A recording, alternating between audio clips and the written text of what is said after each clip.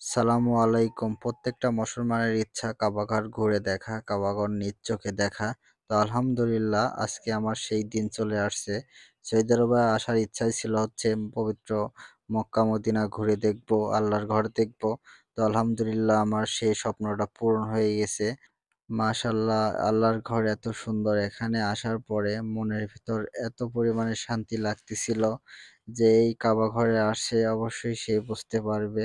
আর আমি প্রত্যেকটা মুসলমানের জন্য দোয়া করি এখানে যেন একবার হলেও আসার সুযোগ আল্লাহ তৌফিক দান করে। এখানে মহান আল্লাহ তাআলা আমার জন্য তো এত সুন্দর একটা দিন রাখছে। আমি আল্লাহর কাছে হাজার শুকরিয়া আদায় করি যে আমি যেন এখানে বারবার আসতে পারি। তো আলহামদুলিল্লাহ আমি হচ্ছে এই ভিডিওটা করছি ২০২২ সালে।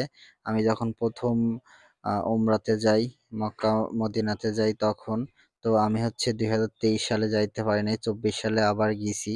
তো হচ্ছে মোট ২ বার আমি উমরা করছি আলহামদুলিল্লাহ।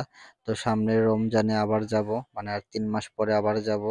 তো ভিডিওটা আমার করা ছিল অনেক আগে আপনাদের সাথে শেয়ার করলাম। আপনারাদের একটু ভিডিওতে দেখানোর চেষ্টা করলাম যে আল্লাহর ঘর কত সুন্দর। তো আমি দোয়া করি প্রত্যেকটা মুসলমানই যেন এই কাবা ঘর দেখতে পারে।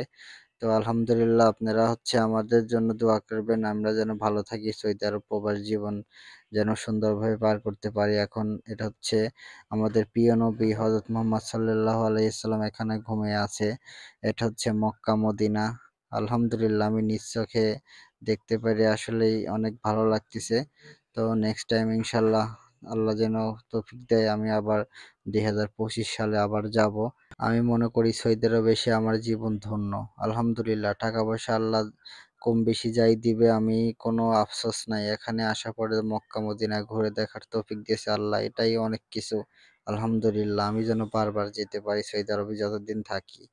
তো আপনাদের জন্য দোয়া রইলো। আপনারাও যেন আল্লাহ যেন আসার তৌফিক দান করে।